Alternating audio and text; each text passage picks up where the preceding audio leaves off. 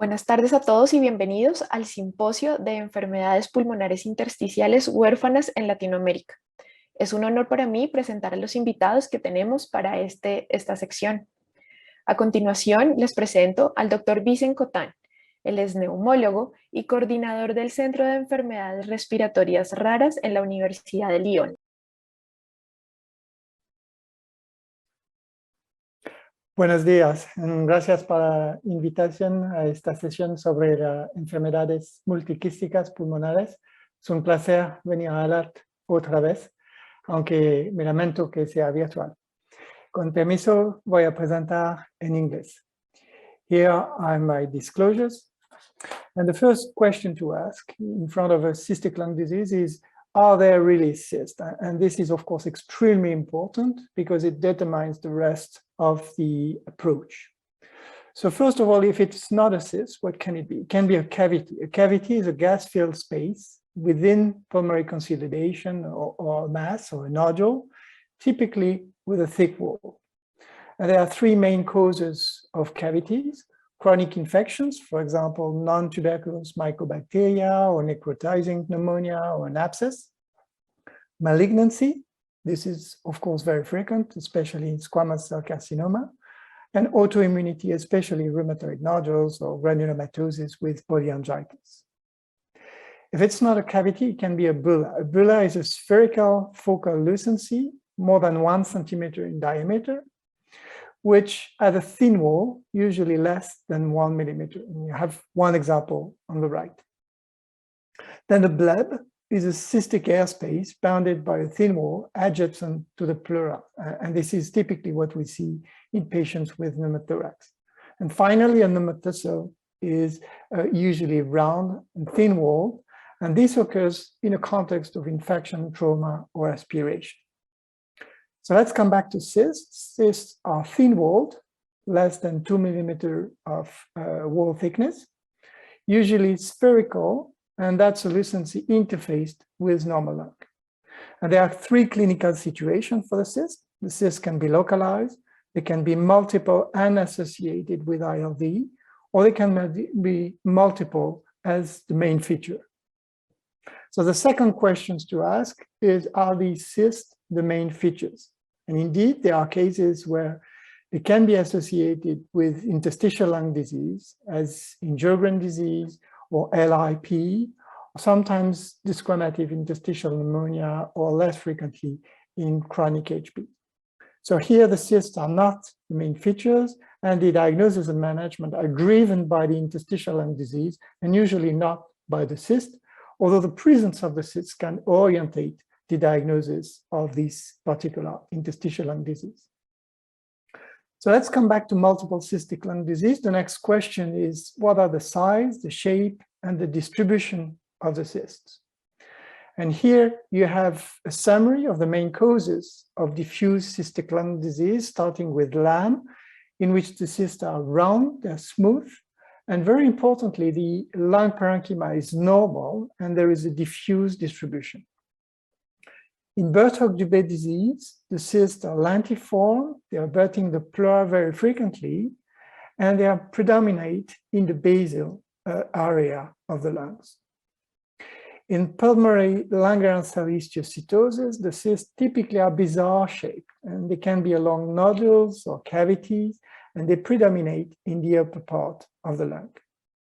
And then there is a variety of rare causes, and I will just show a couple of examples, but they can be trauma, they can be neoplasm, they can be extremely rare cause, or lymphoid interstitial pneumonia, for example, without interstitial lung disease visible.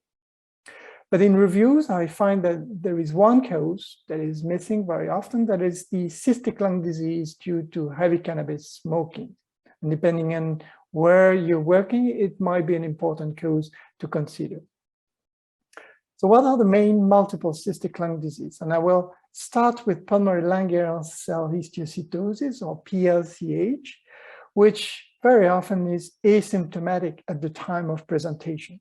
And when there are symptoms, the symptoms are not specific. It is dry cough, dyspnea, and quite often pneumothorax, although only 1 in 6 patients with PLCH would develop a pneumothorax. So it is less frequent as compared to LAM, for example. Some patients may have a systemic disease with diabetes insipidus or skin or bone manifestations. And as for the lung disease, the pulmonary function tests may show obstructive lung disease or restriction or a mixed pattern, but almost always a reduced DLCO. And with the progression of disease, there is a risk of pulmonary hypertension, but usually this is only in the case of very advanced PLCH. What is important for today is to make the diagnosis, and the chest CT has become really key to make the diagnosis. BAL can help when it's showing a high number of CD1A cells. CD1A are histiocytes, but this is not very sensitive and not very specific, so it is not so helpful in the end. And lung biopsy we try not to do, but sometimes we have to. So here's a typical example of a chest CT with PLCH, which shows the combination of nodules, of excavated nodules and a few cysts, some of them with a thin wall and a bizarre shape. Here is another example of a mild form of PLCH that really almost completely resolved with just smoking cessation on the right panel.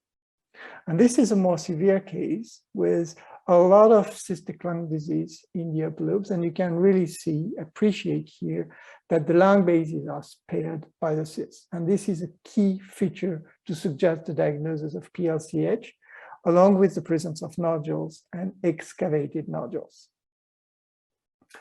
We try not to do a biopsy, but in case you need a biopsy, in case a biopsy is performed, the biopsy would show a proliferation of histiocytes, very easy to recognize for the pathologist. And on low magnification, these histiocyte proliferation produces the nodules that we see on the chest CT. And there has been some progress made in the management, although smoking cessation remains and by far the mainstay of treatment. Smoking cessation may have an effect on outcome. This is low evidence, but it seems that smoking cessation improves the prognosis of this condition, and severe outcome is usually seen in patients who could not quit smoking. Steroids are not efficacious in this condition, we stopped using them.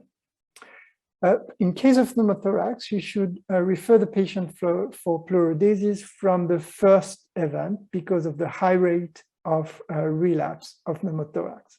And this does not contraindicate the possibility of transplant.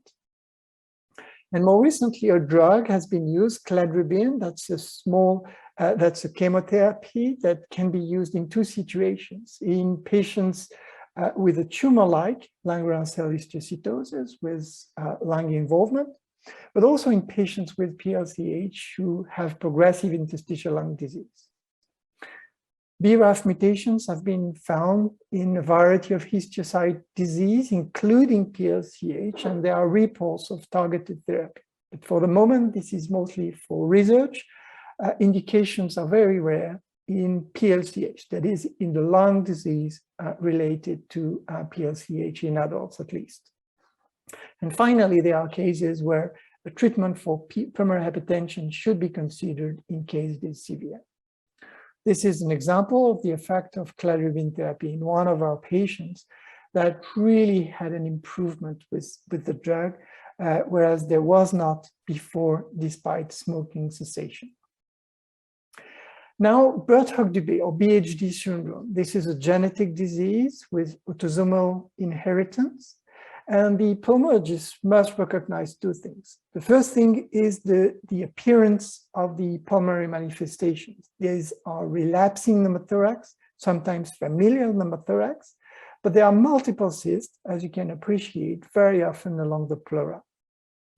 And the second thing we need to recognize is the skin manifestation in the kidney tumors. The skin hematoma, the angiofibromas are key to make the diagnosis. And very often you would need to come close to the patient and look at the skin from close to identify them, but usually they're present in an adult because the penetrance is quite high after the age of 20. Diagnosis is confined by the molecular analysis of the folliculin gene. And the cysts in BHD can be differentiated from those of LAM. They're usually more frequently associated with family history as compared to LAM. They predominate in the lower lung and in the periphery of, along the mediastinum of the thorax as compared to LAM cyst.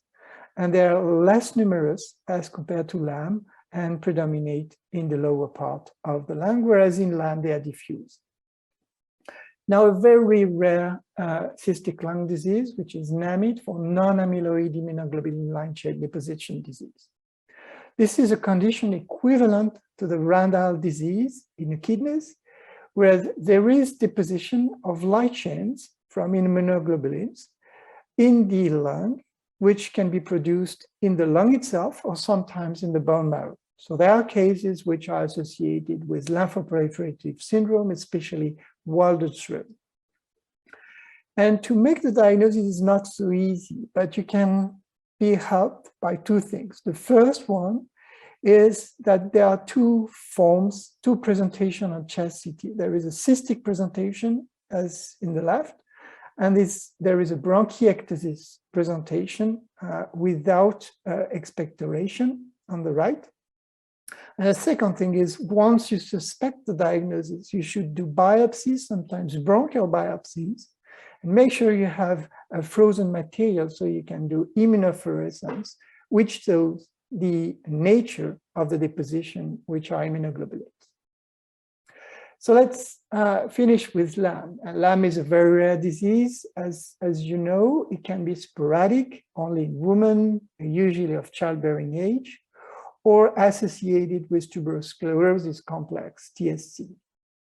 And the LAM cells proliferate and give rise to cysts in the lung. And there are many features of these cysts. Sometimes they're very small and quite a few. Sometimes they're very numerous, and sometimes they're bigger or confluent, especially when the disease progresses. And there is a risk of pneumothorax. Almost 2/3 of the patient would have a pneumothorax over the course of their disease that would relapse. And there is a lower risk of chylothorax as well. For the pulmonologist, the lung function is almost always abnormal in terms of reduced DLCO, but the spirometry can be normal or show obstructive lung disease or overinflation. There are several studies that have shown that the mean decline in FEV1 is between 80 and 120. And FEV1 is what we use to measure progression of LAM, as in COPD. But the progression is faster, as shows this mean value. And after 10 years of progression, most of the patients are short of breath, and some would require oxygen. In the mouse trial, in the placebo group, patients before the menopause had more decline in FEV1 as compared to patients after the menopause. And this is a very important observation when we need to decide about treatment. And again, there are some subdiaphragmatic involvement in these patients. They can have lymphadenopathy or chylous ascites or lymphangiomas. And what you need is a good radiologist who would do an MRI or an abdominal CT, and they can confirm what they see is a lymphangioma. And this is very important to confirm the diagnosis of LAM. And of course, there is also the possibility of AML, angiomyolipoma, which are benign tumors rich in fat, often bilateral, that can grow with a bleeding risk, especially when they're bigger than 4 centimeters in diameter or rich in vessels. We need also, as pulmonologists, to recognize the skin manifestations. In this case, that's not sporadic LAM, that would orientate towards tuberous sclerosis complex. There are a number of skin manifestations. Most frequent are the facial angiofibromas.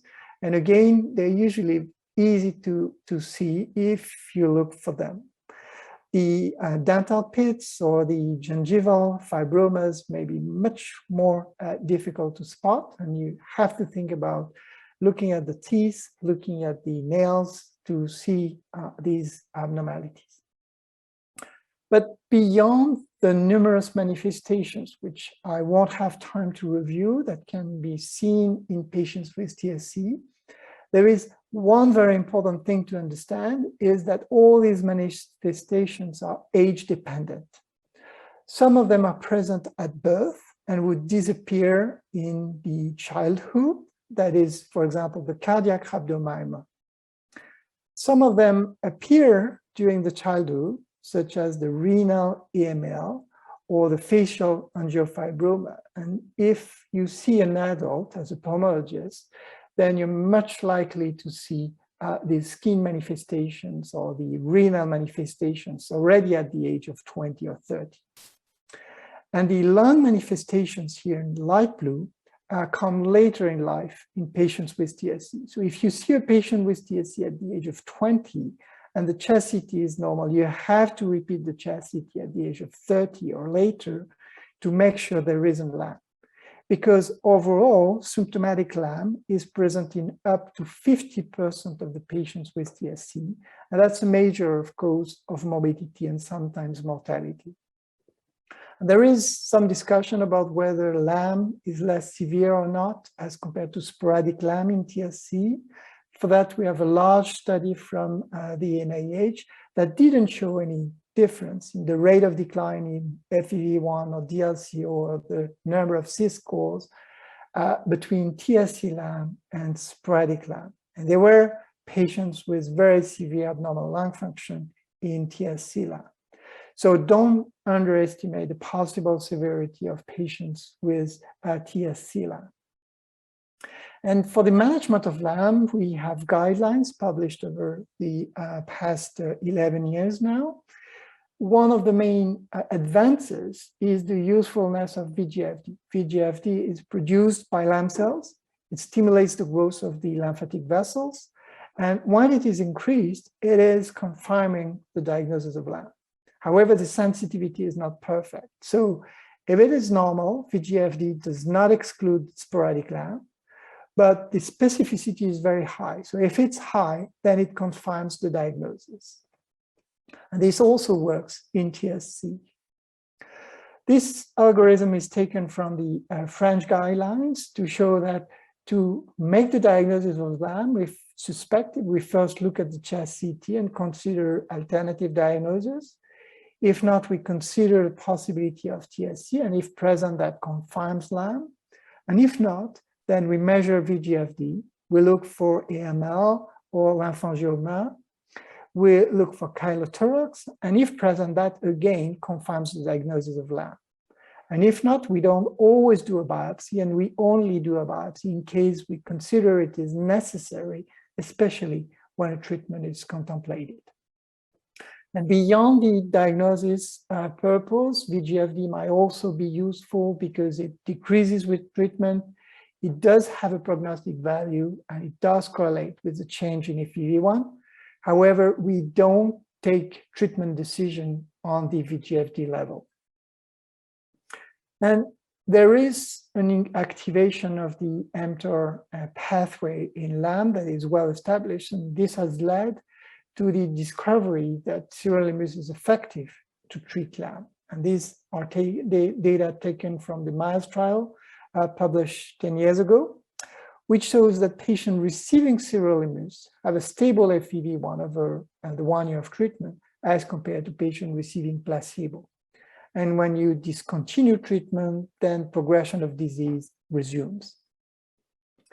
The recommendations tell us we should use bronchodilators if there is a response, vaccinate our patient, propose rehab, avoid the estrogen, not use the progesterone, which is not efficacious, and use sirolimus in case there is abnormal lung function, and especially FEV1 less than 70% of predicted value, or a rapid decline in FEV1 that is more than 90 mL in a year, but it's also very efficacious for chylous infusion. Lung transplant is less used since we use sirolimus.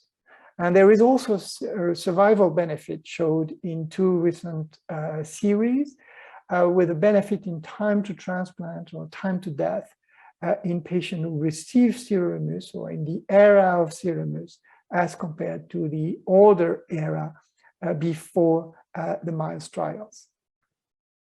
And the future might come from immunotherapy. And this is, of course, for research now, but there are 3 groups in the US working on the possibility of immunotherapy in lamb, because the lamb cells express different antigens, so they can be targeted by immunotherapy. So to finish, my key messages are that the diagnostic approach of multiple cystic lung disease must differentiate the cysts versus the other hyperlicencies, differentiate the unique versus the multiple cysts, and in case of the multiple cysts, are they associated with ILD or not? And in many cases, the diagnosis of multiple cystic lung disease can be made non-invasively in a large proportion of the cases. But there remain very rare causes, unusual patterns, and cases where treatment is contemplated, in which case these patients should be referred to expert centers. Thank you for your attention and look forward for the discussion.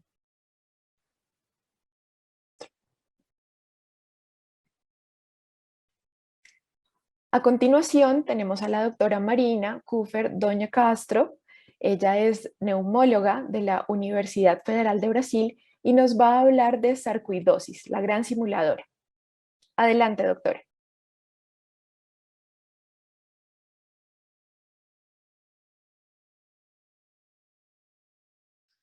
Hello, my name is Marina Dornfeld Cunha Castro. I'm a pulmonologist from Federal University of São Paulo, Unifesp, and it's a great honor to be representing Brazil in the Congress. My presentation is named Sarcoidosis, the Great Pretender.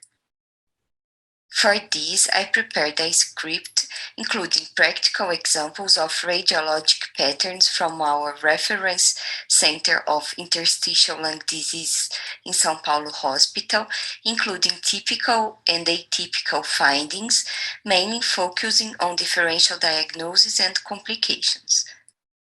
In sarcoidosis, the lungs are involved in more than 90% of the cases.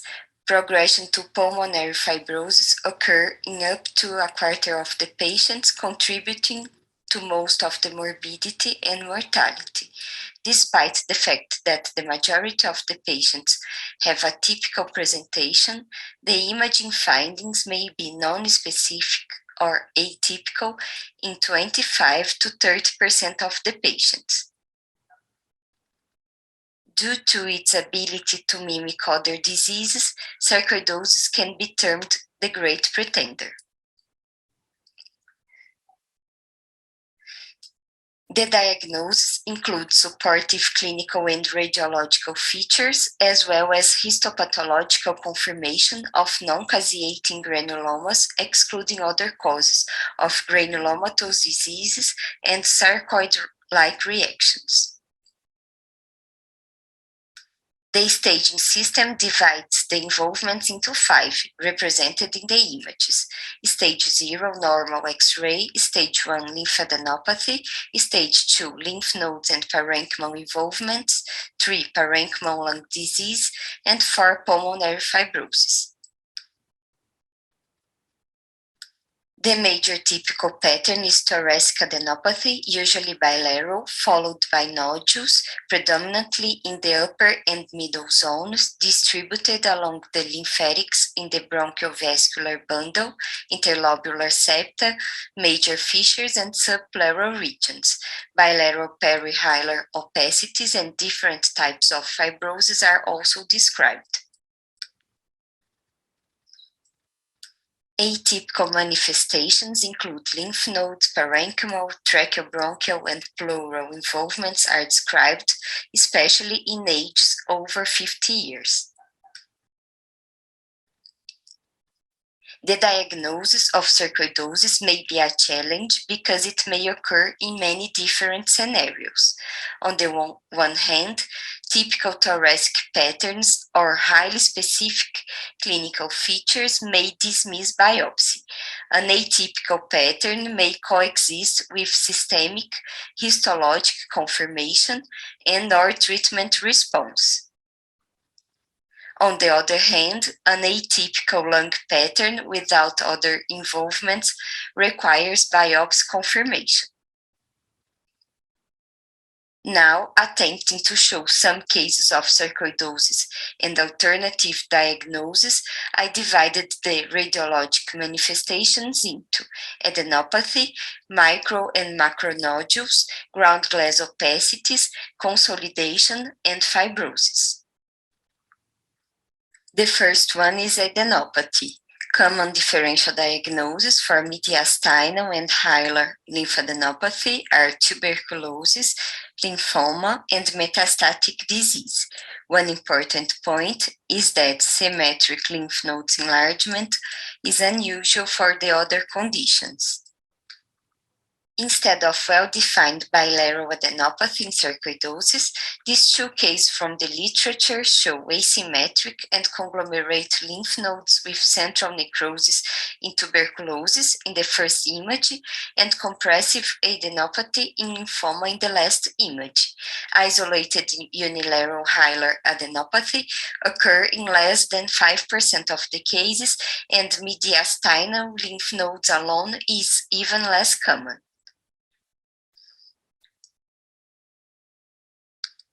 In the recent American Thoracic Society Guideline of Sarcoidosis, the authors reviewed and included 16 studies in suspect stage 1 sarcoidosis with a total of more than 500 patients. Of them, 85% of the patients had the final diagnosis of sarco, and only 3 had lymphoma and 4 had TB. A probable bias is that the countries involved in the studies are not endemic for tuberculosis.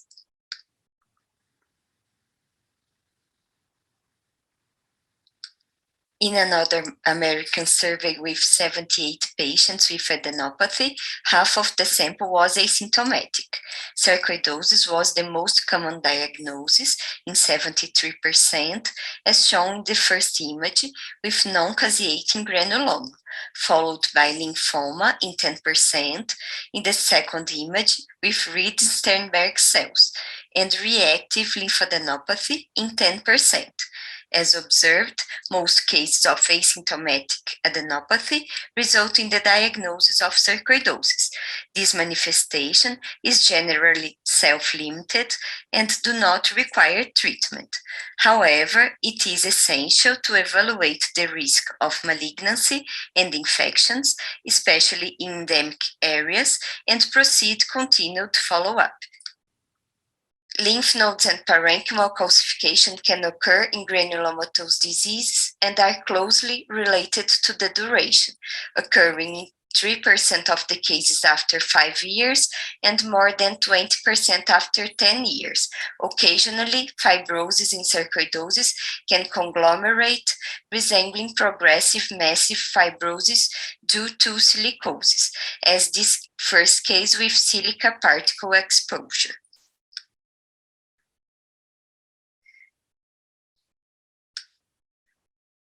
Here there is an example to illustrate the risk of metastasis. A 51-year-old female patient with colon cancer presenting with dyspnea and asthenia and diffuse adenopathy,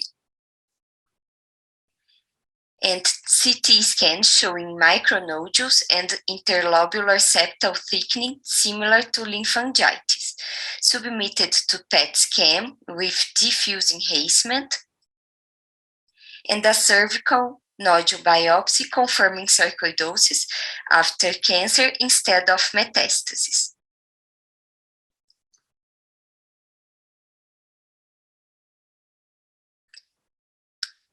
The second pattern is micronodules and their distribution. Random nodules are described in miliary tuberculosis, as well as tree in bud nodules. Ventrilobular nodules are seen in non-fibrotic hypersensitivity pneumonitis, as well as respiratory and follicular bronchiolitis.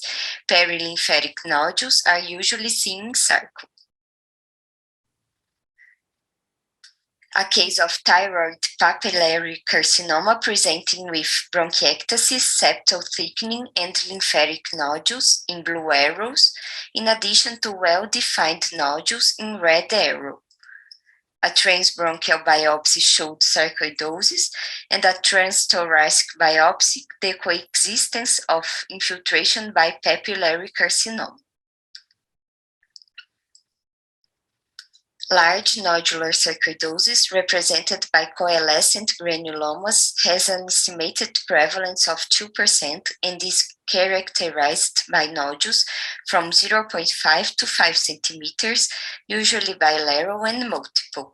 Here I brought a case of a 50-year-old man with prolonged history of respiratory and systemic symptoms and multiple well-defined micronodules, some of them with cavities, as in red arrows, being submitted to 2 lung biopsies with the result of necrotizing granulomas, excluding TB and fungus infections, as well as metastases. Sarcoidosis was finally considered and treatment with steroids was started. He evolved with resolution of the nodules, keeping signs of fibrosis associated with cardiac sarcoidosis. A range of other conditions can result in granulomatous diseases, some of them necrotizing, including mainly mycobacterial and fungal infections. Other causes are represented by vasculitis and granulomatosis, including necrotizing sarcoid granulomatosis, a variant of sarcoidosis. The next findings are ground glass opacities, estimated in 40% of the patients with pulmonary sarcoidosis. Extensive isolated ground glass opacities are much more uncommon. In the examples, there are 4 cases of acute symptoms of cough, dyspnea, and oxygen desaturation, and diffuse GGO. The first one was hospitalized, and a surgical lung biopsy showed non-caseating granulomas consistent with sarco after excluding other causes. The second demonstrated granulomas and an occupational history of beryllium exposure. The third case has diffuse GGO with mosaic attenuation, representing air trapping and contact with birds, and hypersensitivity pneumonitis was diagnosed. The last case is associated with myopathy, confirming polymyositis. These cases reinforces the importance of an extensive evaluation of exposures to proceed with their removal, as well as the active evaluation of collagenous tissues diseases. The pattern of alveolar or air space opacification with or without bronchogram may be present in 10 to 20% of the patients, usually bilateral and symmetric, predominantly in the peribronchiovascular regions of upper and middle zones. It is an acute form of the disease with high probability of resolution. Instead of these, the first case has a peripheral distribution being differentiated from bacterial pneumonia, organizing pneumonia, and chronic eosinophilic pneumonia. The other case is related to a farm worker and a central distribution resembling paracocomycosis, and the last case show confluent consolidation with expressive improvement after treatment for sarcoidosis.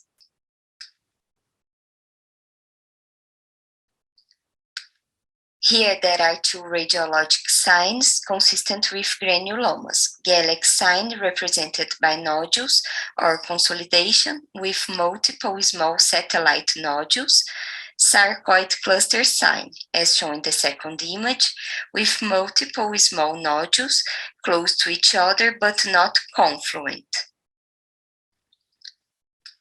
Two similar radiological presentations of PET multifocal opacities, the first one diagnosed as sarco and the second HP secondary to mold exposure.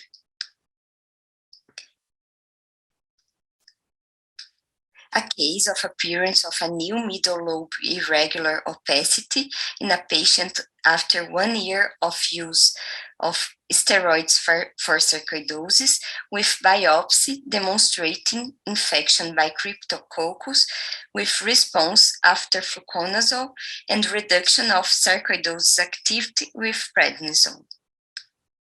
The manifestation of fibrosis secondary to sarcoidosis was classified by Abecera into 3 categories: bronchial distortion in almost 50% related to obstruction, honeycomb pattern associated with restriction, and linear pattern with less functional impairment.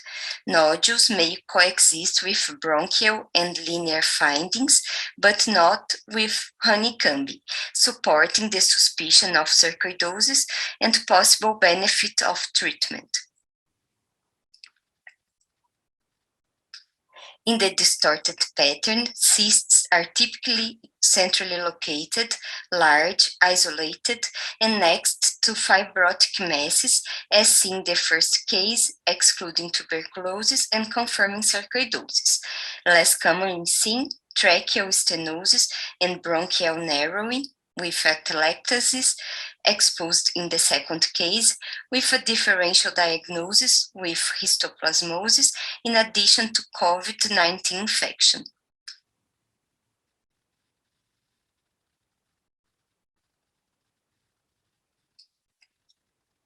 In sarcoidosis, the cysts of the honeycomb pattern are larger, situating peribronchial vascular bundle, middle and upper zones, relatively sparing the bases, contrasting with usual interstitial pneumonia of idiopathic pulmonary fibrosis, usually composed by subpleural and lower zone, reticular pattern, and honeycomb. Other causes of uncommon honeycombing may include chronic HP and rheumatoid arthritis, but unlike other forms of advanced lung disease, honeycombing in sarcoidosis is a less frequent finding. The last fibrotic classification. Isolated linear reticular opacities are observed in an estimated 50% of the patients, but a linear pattern is the predominant feature in only 15 to 20% of the cases. It is usually seen in the subpleural space of upper and middle zones, has variable reversibility, and may mimic involvement of lymphoma or lymphangitis. Tuberculosis is a relevant confounder of sarcoidosis, mainly in endemic regions as Brazil, and their relationship is complex. These 2 cases show TB infection represented by nodules and bronchiectasis in the first, and nodules and cysts in the second. These other cases demonstrate micronodules, bronchial vascular conglomerates, a subpleural consolidation, and a transthoracic biopsy of sarcoidosis. The second, a thick wall cavitation in a sarcoidosis patient in immunosuppressive treatment, and confirmation of true primary cavitation. The third, a case of a pleural effusion secondary to sarco. These 2 last cases, very rare manifestations with expressive improvement after treatment.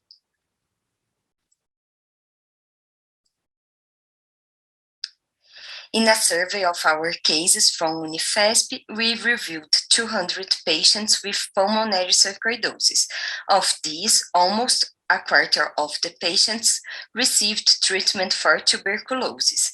After excluding fibrotic cases, TB was related to dyspnea, weight loss, parenchymal stages instead of adenopathy, and systemic involvements. As a consequence, the mistreatment caused delayed diagnosis of sarcoidosis, resulting in persistent course of the disease. Here there is a final case of sarcoidosis in treatment with diffuse ground glass opacities and bronchiectasis, evolving with clinical and radiological worsening and appearance of consolidations and cavitary lesions. The diagnosis of tuberculosis secondary to immunosuppressive treatment was done.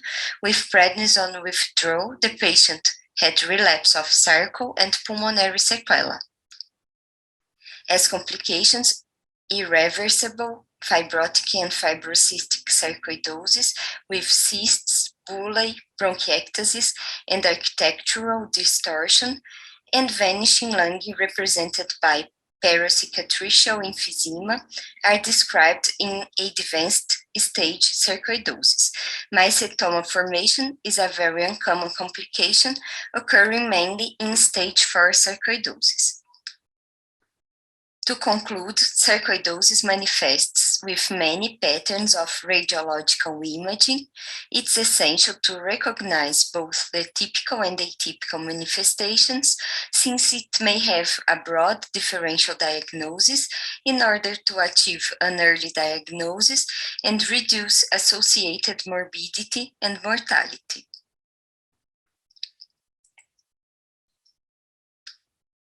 My last message: when in doubt, consider sarcoidosis. Thank you for your attention, and here there is my email contact. Para nuestra última charla tenemos al doctor Julio Huepaya. Él nos va a hablar de enfermedades pulmonares intersticiales asociadas a miopatías. Él es neumólogo del Instituto Nacional de Salud y de la Universidad de Maryland.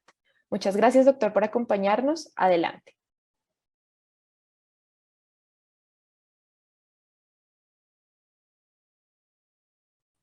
Buenas tardes. Mi nombre es Julio Huepaya. Trabajo en el Instituto Nacional de Salud de los Estados Unidos y tengo afiliación con el Hospital de la Universidad de Maryland, el grupo de investigación en fibrosis pulmonar en Johns Hopkins. Y hoy voy a presentar el tema asignado enfermedad pulmonar intersticial asociado a miopatías, que es el área en la que he estado trabajando en los últimos años. No tengo ningún conflicto de interés para esta presentación. Y brevemente quiero describir uno de los primeros reportes publicados en la revista JAMA en el año 1956. Reportó que la enfermedad pulmonar intersticial fue el primer síntoma en este paciente con miopatía.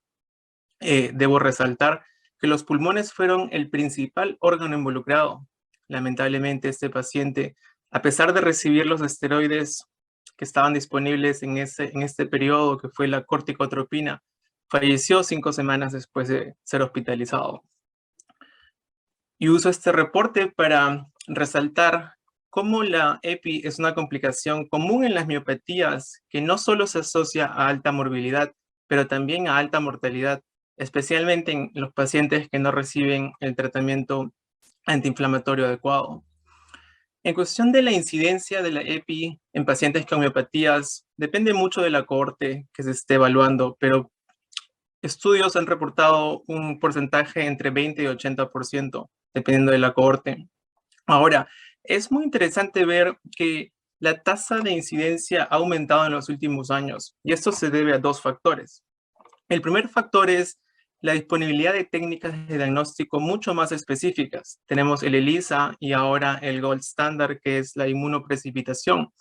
Pero también un segundo factor es el mayor conocimiento que la EPI asociada a miopatías puede ser la manifestación inicial de enfermedad autoinmune. Según algunos estudios, hasta 2/3 de estos pacientes pueden debutar con EPI sin tener otro órgano afectado, lo cual siempre ha dificultado su diagnóstico. En lo que es la patogénesis, los estudios aún están aumentando más y más en los últimos años. Tomé y adapté esta figura de un grupo francés liderado por el doctor Herbier, donde ellos documentan la patogénesis de pacientes con síndrome antisintetasa. Ahora, tenemos dos factores como en muchas enfermedades. Tenemos un factor externo, que es dado por factores ambientales, factores como infecciones que van a dañar los tejidos vía inhalatoria. Esto va a activar una cascada inflamatoria a nivel pulmonar con formación de neoantígenos y exposición anormal de autoantígenos.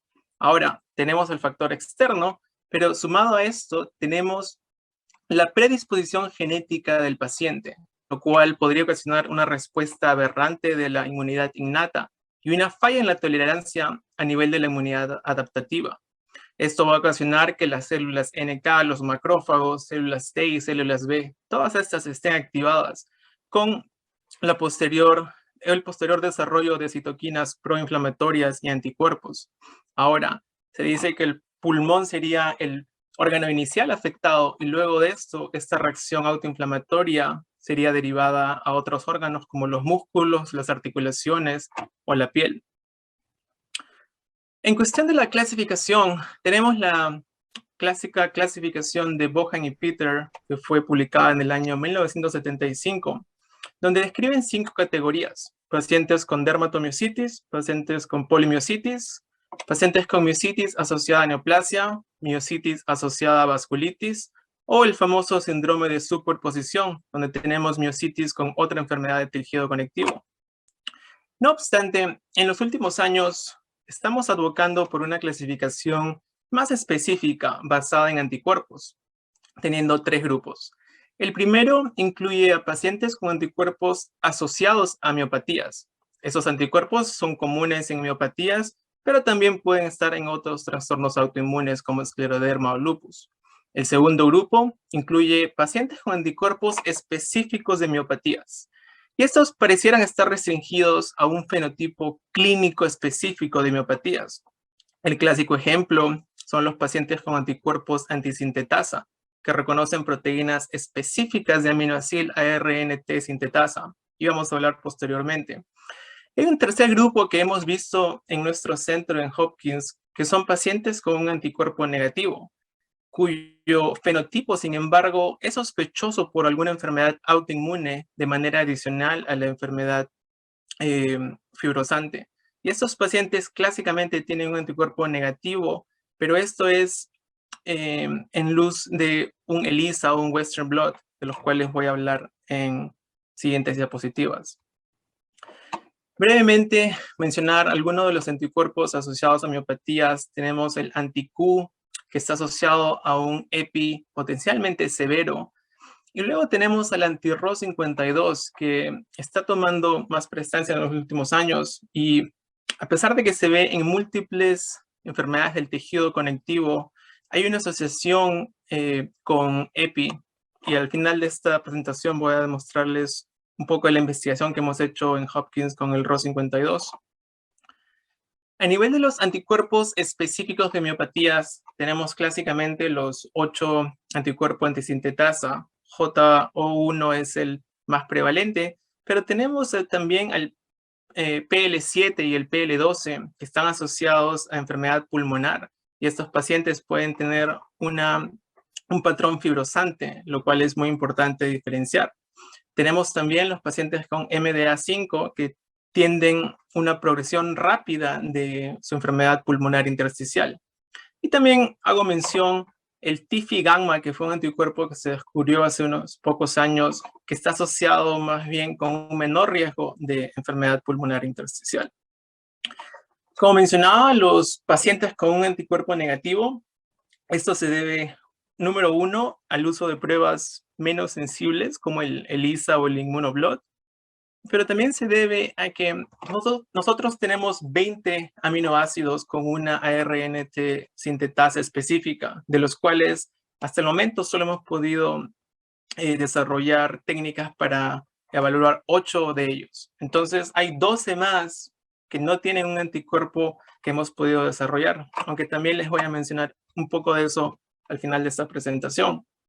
Hosumi y colaboradores encontraron que 25% de sus pacientes con EPI asociada a miopatía no pudieron caracterizarse por un anticuerpo específico.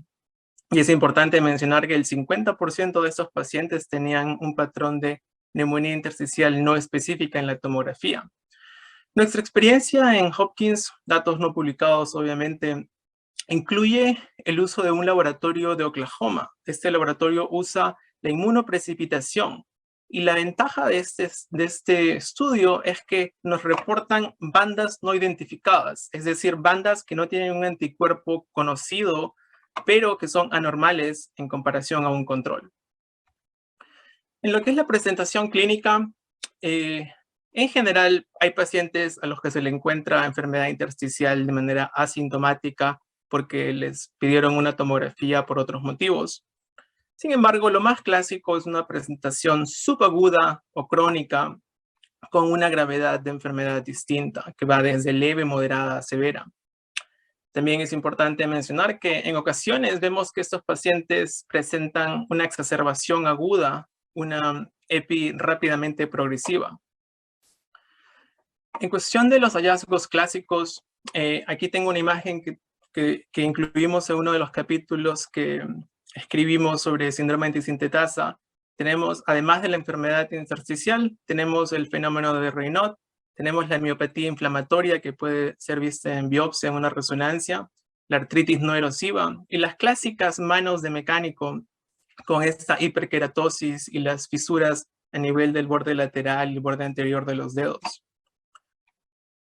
En cuestión del diagnóstico voy a hablar brevemente del panel de anticuerpos, las pruebas de función pulmonar, la tomografía, la broncoscopía, el rol potencial de la biopsia y algunos biomarcadores que aún están en estudio.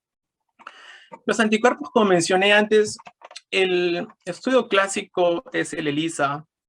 Uno obtiene resultados relativamente rápidos y a bajo costo. Western blot ha sido otra técnica que está dándonos mayor sensibilidad y especificidad.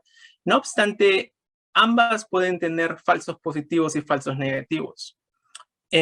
Como mencioné antes, en nuestro centro en Hopkins tenemos acceso al laboratorio de Oklahoma y ellos usan el gold standard o el estándar de oro, que es la inmunoprecipitación. Y con eso uno puede identificar estas bandas que aún no han sido asociadas a un anticuerpo específico, pero que de una manera confirman la sospecha clínica que uno tendría. Desafortunadamente, esta técnica de inmunoprecipitación demora hasta 3 meses porque cada anticuerpo es evaluado durante una semana, 10 días. Aquí incluyo el estudio del doctor Florenzano. Tuve la gran oportunidad de ser invitado en esta charla. Y vemos cómo la contribución del panel de miocitis en pacientes con enfermedad pulmonar intersticial con una sospecha de una enfermedad del tejido conectivo. El doctor en una cohorte evaluó 110 pacientes que no tenían un diagnóstico definido, pero tenían enfermedad pulmonar intersticial, y encontró que 56 de estos pacientes testearon positivo para un anticuerpo como el RO52, el KU, el PL12. Con esto vemos la gran ayuda diagnóstica que nos proporciona un panel de anticuerpos. En cuestión de las pruebas de función pulmonar, sabemos que son sensibles, pero no específicas. Pueden ser normales al inicio, o especialmente cuando el paciente tiene un patrón obstructivo concomitante. Clásicamente vemos un patrón restrictivo y son útiles en la estratificación de la gravedad de la enfermedad, la respuesta al tratamiento, definida generalmente como un 10% de mejora en la capacidad vital forzada y en el seguimiento. Algo que notamos nosotros, y lo hemos tomado de la literatura de escleroderma, es que hay pacientes que tienen una estabilidad de su función pulmonar relativa, pero que empiezan a tener más síntomas luego de un par de años de estar con una medicación estable. En estos pacientes hemos visto que hay una reducción desproporcional de la difusión en comparación a la capacidad vital forzada. Y es esto lo que nos hace pensar que estos pacientes podrían tener hipertensión pulmonar, en cuyo caso los derivamos al cardiólogo con especialidad en hipertensión pulmonar y hacemos una ecocardiografía de base. En cuestión de la tomografía, nosotros no realizamos una tomografía en todos los pacientes con miopatías, solamente las reservamos en aquellos que tienen síntomas. Y en cuestión de los patrones radiológicos, tenemos clásicamente los pacientes con virus esmerilado bilateral que caracterizan la neumonía intersticial no específica. Tenemos la neumonía intersticial usual, que es caracterizada por este patrón de bronquictasias y panal de abeja. Y en casos agudos y severos también podemos ver la neumonía organizativa o el compromiso alveolar difuso. Ahora, nosotros hemos visto, y esto es en base a estudio no publicado con data de Hopkins, que hay una buena correlación en los patrones radiológicos e histológicos de enfermedad pulmonar intersticial. Ahora, nosotros nos preguntamos hace un par de años, especialmente en pacientes que tienen un patrón de neumonía intersticial usual, ¿cómo diferenciar la etiología autoinmune de la etiología de la fibrosis pulmonar idiopática, ya que el tratamiento es distinto para ambas?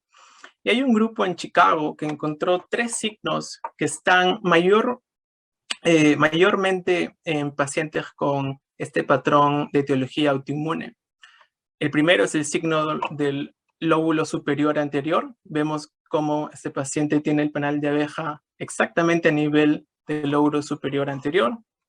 El segundo es muy llamativo y es el famoso panal de abeja exuberante. Vemos cómo este compromiso severo y extenso y es característico de un cierto grupo de pacientes con enfermedad autoinmune. Y finalmente, el signo del borde recto. Podemos ver acá cómo trazando una línea hay una gran diferencia en el compromiso pulmonar. En cuestión de la broncoscopía, tiene un papel limitado en el diagnóstico de la EPI asociada a miopatía debido a la falta de especificidad. Sin embargo, es útil en el descarte de otras etiologías o en infecciones bacterianas, especialmente cuando uno quiere descartarlas en presentaciones agudas. La biopsia pulmonar no la realizamos de forma rutinaria en nuestros pacientes. Sabemos que actualmente con el detenimiento de la criobiopsia, algunas cosas pueden cambiar. No obstante, las reservamos para pacientes con un diagnóstico muy indefinido, pacientes relativamente jóvenes, o en aquellos en los cuales hay una sospecha de neoplasia maligna. Biomarcadores aún están bajo investigación. La literatura que los describe viene de poblaciones asiáticas. Nosotros no los usamos en la vía clínica, pero están descritos el KL6 y la citoqueratina 19, pero aún están en investigación. En terapia, brevemente tenemos oxígeno, es muy importante en estos pacientes, la rehabilitación pulmonar, vacunas, estar seguros que tienen la profilaxis adecuada y la derivación a trasplante pulmonar tempranamente en el diagnóstico. En el tratamiento farmacológico sabemos que no hay ningún ensayo randomizado, aleatorizado, y esto se debe a la baja frecuencia de esta enfermedad. La literatura que tenemos viene de estudios retrospectivos, pequeñas series no controladas, y en realidad la decisión de usar uno u otro agente se basa en opinión de expertos, la familiaridad del centro, la experiencia del médico o el perfil de efectos adversos. Nosotros publicamos esto en uno de los capítulos de revisión. Proponemos, o esto es lo que generalmente hacemos en Hopkins, pacientes que tienen una enfermedad leve o moderada son iniciados en micofenolato o azathioprina. Si el paciente no mejora en uno de estos, se puede intercambiar a la otra medicación. Luego de eso, si el paciente aún no mejora, usamos tacrolimus o ciclosporina, aunque esto también es bastante usado en Europa. En enfermedad grave, clásicamente se usaba la ciclofosfamida por su poder antiinflamatorio agudo. No obstante, estamos migrando de manera importante al uso de rituximab e inmunoglobulinas para estos pacientes. Importante mencionar que en exacerbaciones, clásicamente se usa el uso de pulso de esteroides antiguamente, y aún nuestros colegas de reumatología prefieren usar ciclofosfamida. No obstante, en nuestro centro ya hemos acumulado experiencia con el uso de inmunoglobulinas en estos pacientes con una exacerbación aguda. Y hemos visto que la combinación de esteroides e inmunoglobulinas por 5 días realmente ayuda a muchos de estos pacientes. Aquí presento uno de los estudios que publicamos en CHEST en el año 2019. Evaluamos 110 pacientes de manera retrospectiva, pero usamos un análisis, un modelo mixto longitudinal con el cual pudimos ver que la azathioprina se asoció con una mejoría de la capacidad vital forzada y la de difusión y a una menor dosis de prednisona en el tiempo. El micofenolato se asoció con una mejoría también de la capacidad vital forzada y a una menor dosis de prednisona. En el mismo año, en otra revista, publicamos el uso de inmunoglobulinas, una cohorte pequeña, solamente 17 pacientes, muchos de ellos con enfermedad resistente y severa que habían fallado a múltiples otros inmunosupresores como micofenolato, rituximab. Y vimos que en este grupo de pacientes la inmunoglobulina demostró ser una terapia complementaria útil en la EPI asociada a síndrome antisintetasa. Y lo estamos usando cada vez más. El único problema es que esto requiere una infusión de 5 días mensualmente, lo cual puede ser complicado para algunos de estos pacientes. El uso de antifibróticos recientemente se ha visto en estudios el uso de nintedanib en estos pacientes que tienen un fenotipo fibrótico progresivo y que no han mejorado al estándar de inmunosupresión. En seguimiento, nosotros seguimos a estos pacientes cada 6 semanas a 3 meses al inicio, dependiendo de qué tan severo es su enfermedad, y luego de eso cada 6 a 12 meses, cuando ya la enfermedad está bajo control. Es importante mencionar que si bien tenemos un 10%, el 10% definido en general para evaluar efectividad del tratamiento, tenemos pacientes con enfermedad resistente que no alcanzan este umbral, pero que aún se benefician del tratamiento de manera asintomática. Finalmente, rápidamente, áreas de investigación a futuro. Nosotros desarrollamos un metaanálisis en enfermedades del tejido conectivo y lo que pudimos ver es que los anticuerpos anti-ROS52 se asociaron con EPI en estos pacientes. Aún no hemos publicado esto, pero lo submitimos al ATS este año. Cuando hicimos el subgroup análisis, específicamente en estudios que incluyeron miopatías, esta asociación se mantuvo. Y finalmente, algo que fue publicado o fue presentado hace un mes en el Congreso de Reumatología, un grupo de Suiza ha podido evaluar los otros 12 anticuerpos antisintetasa, lo cual espero que más y más sea disponible en otros países una vez que encuentran la tecnología adecuada. Y con eso termino mi presentación agradeciendo a la doctora Sonny Danoff, que ha sido mi mentora por todos estos años y con los que hemos trabajado en estos estudios, el doctor Antonio Sufredini, que es mi mentor en el lugar en el que trabajo actualmente, el Instituto Nacional de Salud, y mi esposa, Kimberly Wiley, que me ayudó a editar esta presentación, médico de la Fuerza Aérea. Gracias.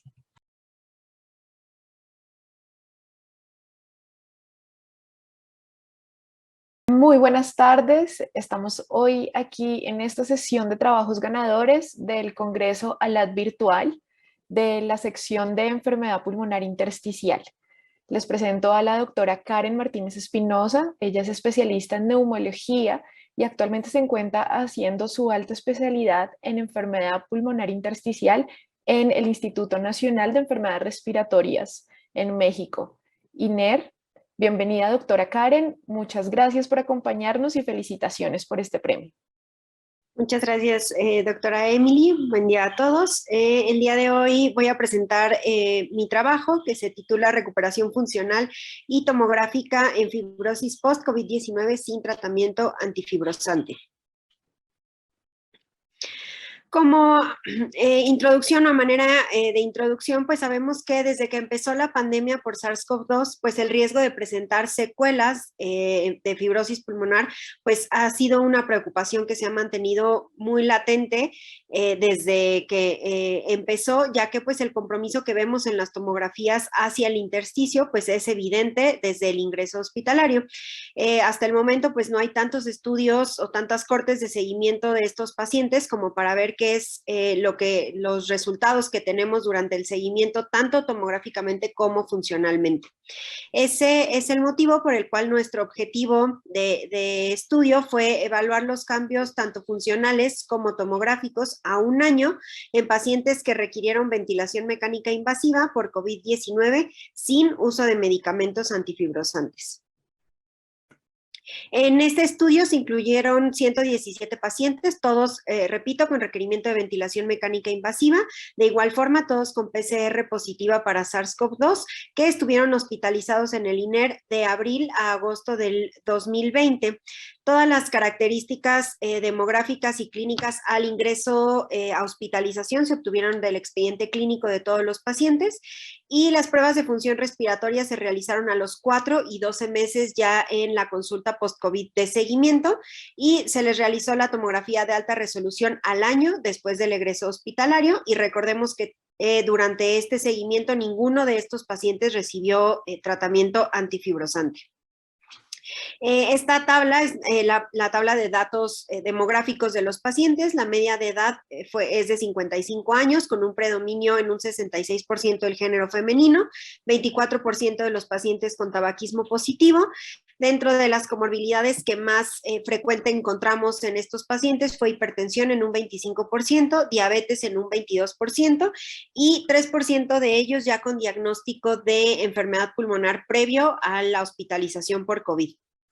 Su PAFI de ingreso en promedios de 143 milímetros de mercurio y con una media de días de estancia hospitalaria de 29 días.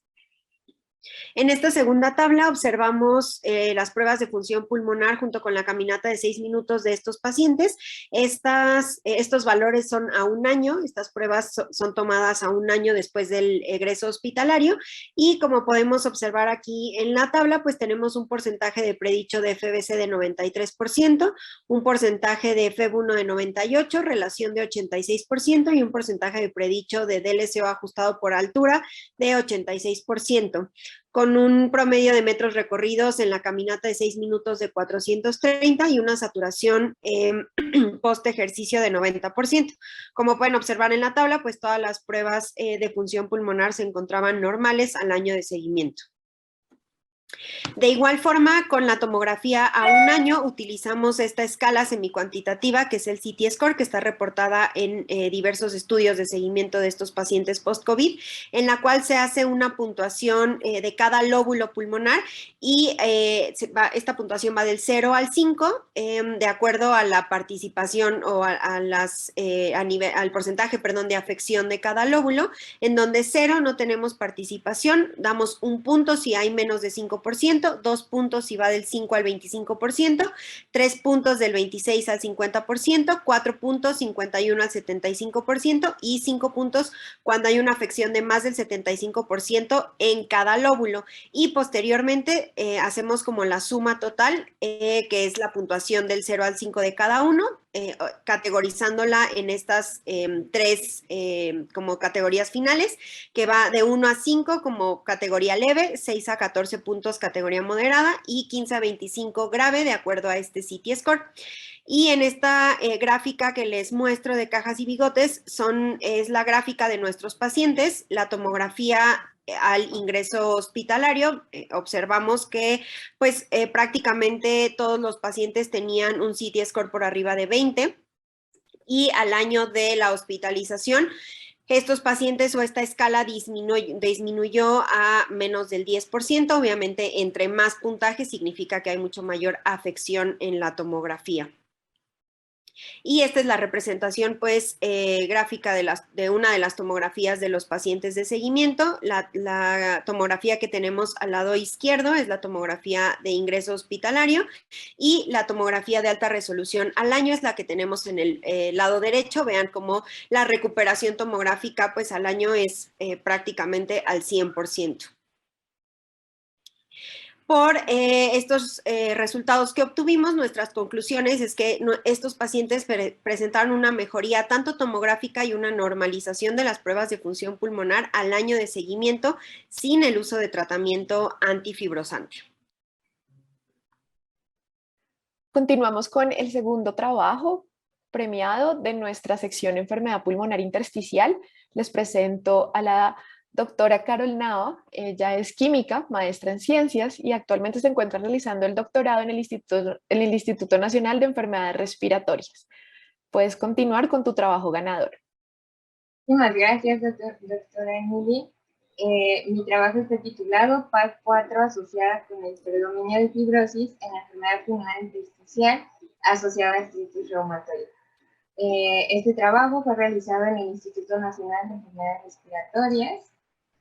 Y primero que nada empiezo describiendo que hay distintos artículos que nos mencionan que la fibrosis se encuentra en distintos grados en pulmón. Una de las afecciones que yo me encuentro estudiando son las enfermedades de tejido conectivo, específicamente artritis reumatoide, la cual va a presentar distintos grados y los más frecuentes patrones tomográficos que se han descrito es la neumonía intersticial usual y no específica. Perdón. Se han descrito múltiples marcadores, tanto genéticos como de proteínas. Sin embargo, no se ha descrito una diferencia en distintos grados de fibrosis. Es decir, teniendo en cuenta un patrón tomográfico, una caracterización genética. Por lo cual, nosotros decidimos llevar a cabo la determinación de proteínas que están relacionadas con el proceso de fibrosis, tanto TGF-beta1 como PAD4, los cuales llevan a cabo funciones como la fibrilación de proteínas y la inmunomodulación. Para ello, incluimos más de 200 pacientes para los cuales, al realizar la caracterización mediante tomografía computarizada, clasificamos en un grupo de EPID-AR, 49 pacientes tenían un predominio de fibrosis, 24 un predominio de inflamación. Además de un grupo tomado como control, 24 pacientes que tenían artritis reumatoide sin un daño pulmonar. A todos ellos les tomamos una muestra de suero y solo a un subgrupo una muestra de lavado bronquialveolar que era requerido como una prueba diagnóstica y utilizamos ureumina. Hicimos la determinación de estas dos proteínas que les muestro el análisis estadístico. Todo este protocolo ya está previamente aprobado por el Instituto Nacional de Enfermedades Respiratorias en la Ciudad de México, como ya mencioné. Dentro de los resultados, les muestro las características demográficas y clínicas de los pacientes que incluimos en los tres grupos. Como podemos ver, hay un incremento en el número de pacientes que tienen fibrosis, que es cómo se comporta la enfermedad comparado con civiles que tienen artritis reumatoide, y con los que identificamos con un patrón inflamatorio. También cabe destacar que la edad es mayor en este grupo de pacientes con fibrosis. Y hay una evidencia debido a que los pacientes que tienen artritis reumatoide no tienen daño pulmonar. Entonces, tomando a estos pacientes, les muestro los primeros hallazgos que obtuvimos para la proteína PAD4. Esta proteína la encontramos incrementada en el grupo de EPID-AR con fibrosis y en los grupos de artritis reumatoide y de inflamación con EPID-AR se encuentran en valores, en niveles similares. Para el caso de TGF-beta1 no encontramos una diferencia entre estos tres grupos. Por otro lado, las características de los pacientes que cumplían con un lavado bronquialveolar, podemos observar que 16 de ellos tienen un patrón fibrótico y solo 6 presentaban un patrón inflamatorio. Al observar el conteo diferencial de células, observamos un 74% de macrófagos y un 24% de linfocitos. Por otro lado, en la determinación del lavado bronquialveolar, observamos un incremento en los niveles de PAD4 en lavado bronquial velar, pero ahora en los pacientes que presentaban un patrón de inflamación. Y no observamos cambios en los niveles de TGF-beta1, y al realizar una correlación entre la actividad de la enfermedad de artritis reumatoide y los niveles de lavado de PAD4 en lavado bronquial velar, obtuvimos una correlación con un error de Spearman de 0.62 y fue estadísticamente significativo. Para el caso del porcentaje de linfocitos y de PAD4 también obtuvimos un error de 0.54, la cual es moderada alta, y una significancia estadística. Por lo cual nosotros concluimos, en primera, que los niveles incrementados de PAD4 en sueros se encuentran asociados con la presencia de un incremento o predominio de fibrosis, y estos a su vez van a correlacionar con la actividad de la AR y con la presencia de linfocitos en el lavado bronquial velar, lo que nos sugiere una alta actividad de PAD4 en la fase de inflamación pulmonar y una baja en el establecimiento de la fibrosis. En el caso de TGF-beta1 no se identificó una diferencia entre estos tres grupos de estudio, lo que podría ser debido a la inmunomodulación que efectúa esta molécula. Bueno, eso sería todo. Muchísimas gracias por su atención.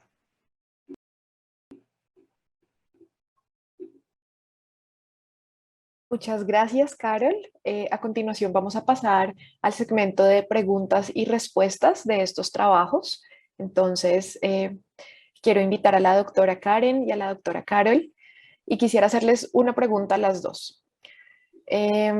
Primero, la doctora Karen, ¿tú crees que dentro de los seguimientos a los pacientes con enfermedad COVID-19 debemos estandarizar las pruebas de función pulmonar, el TAC de tórax de alta resolución y pruebas de ejercicio cardiopulmonar para poder determinar si hay hallazgos, hallazgos secuelares de esta enfermedad? Sí, yo creo que sí habría que estandarizar, no solamente hacerlo, sino también el tiempo que tenemos que dejar pasar un poco después de la hospitalización para que no pase tanto tiempo después de que los empecemos a seguir, pero tampoco tardarnos tanto, ¿no? En caso de que requieran algún otro tipo de intervención.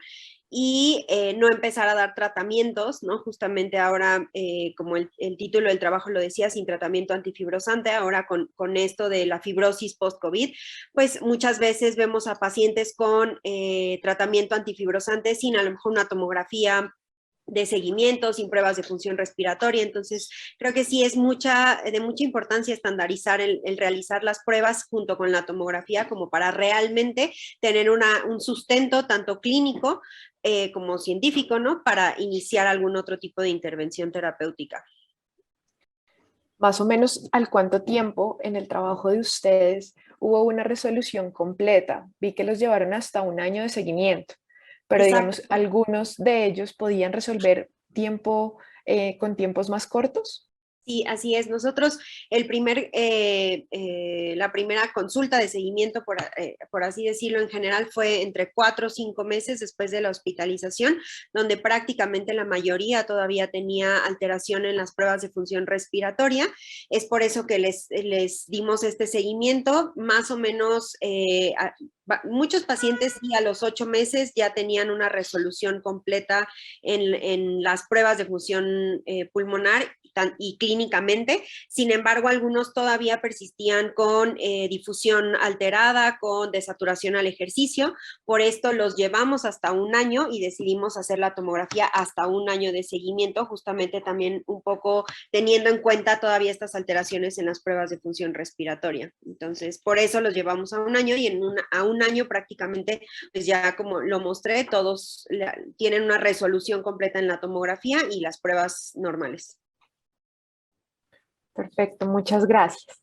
A Carol le quiero preguntar, ¿crees que es importante tener marcadores inflamatorios en el tipo pues, de las enfermedades intersticiales relacionadas con autoinmunidad para seguimiento de la progresión?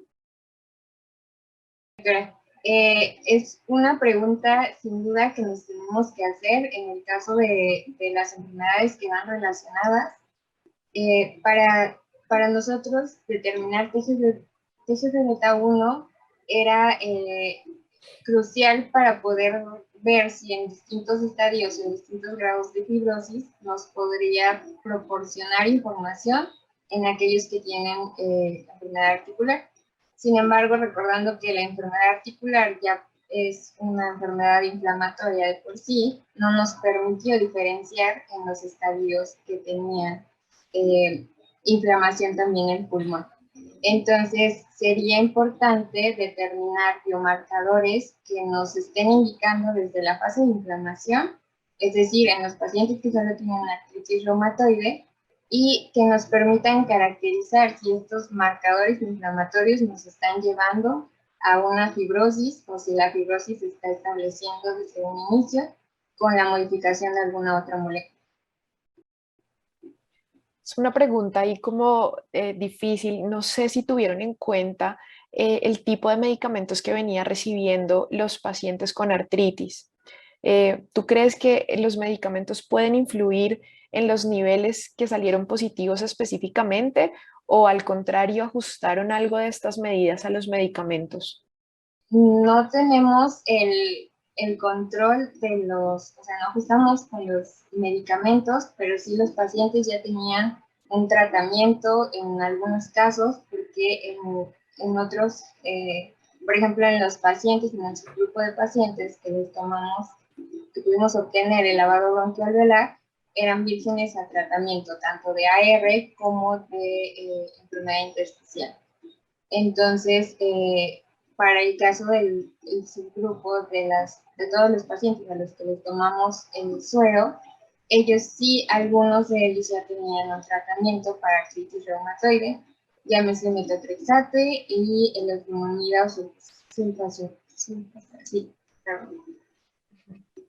Entonces, sí sería importante tomar en cuenta el tratamiento que ya traían los pacientes y más por esta molécula que nos sale disminuida en los pacientes que tienen una inflamación. Sin embargo, por eso incluimos el grupo de pacientes que tenían artritis reumatoide y ya tenían un tratamiento también. Perfecto. Bueno, muchas gracias por participar y pues las felicitamos nuevamente desde el Departamento de Enfermedad Pulmonar Intersticial de ALAT por estos premios tan valiosos que se van a llevar. Todo esto es conocimiento de Latinoamérica y muchas gracias por ayudarnos a mejorar la participación de nuestros trabajos. Muchas gracias, doctora. Muchísimas gracias.